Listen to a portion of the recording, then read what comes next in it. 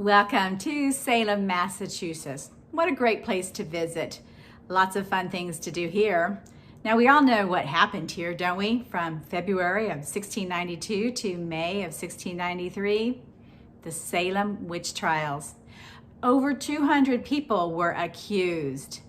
59 were tried, 31 were found guilty, and 20 were put to death. 19 of those were hung. There was no burning at the stake here. We hung our witches here, except for one man, and he was stoned to death. And his name was Giles Cory. He was 81 years old. Now, my story revolves around Giles Cory, Sheriff George Corwin, and Judge Jonathan Corwin. The house you see behind me, it's called the Witch House, and it belonged to Judge Jonathan Corwin. He was one of those judges that sentenced those accused of witchcraft. Now, the house that you see behind me was built, he bought it in 1675. The family claims it might have been built around 1640, but they're not sure. He lived in the house until he died in 1718. He was just 24 years old when he bought it. But the historians think that the house might be older than 1640s. They think the house may have been built in the 1620s and 1630s. And there's also a possibility that a man named Roger Williams lived there. Now, Roger Williams was the man who went and found Rhode Island. And he's also the one who found the First Baptist Church.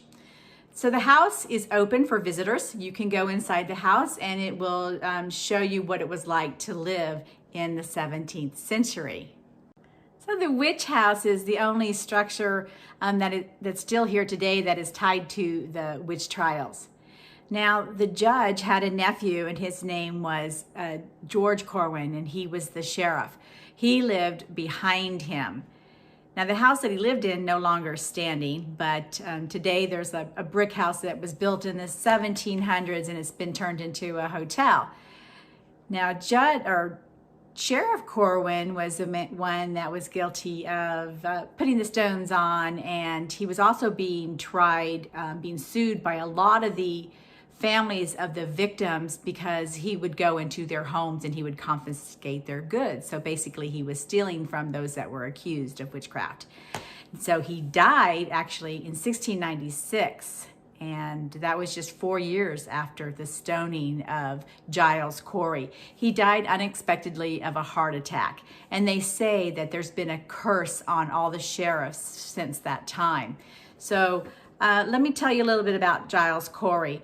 Now, his wife had been accused of witchcraft and he was attending the trials, and he got so swept up and caught into it that he started believing that she was really a witch, and she was sentenced.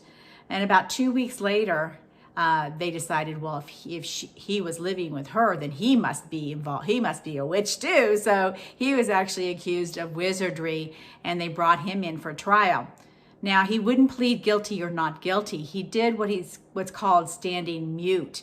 And in those times, if a person stood mute, which means they didn't talk, they didn't say anything, then that person was to be tortured until they said, guilty or not guilty. Well, he wouldn't do it. So they decided that they ordered him to be tortured by being crushed.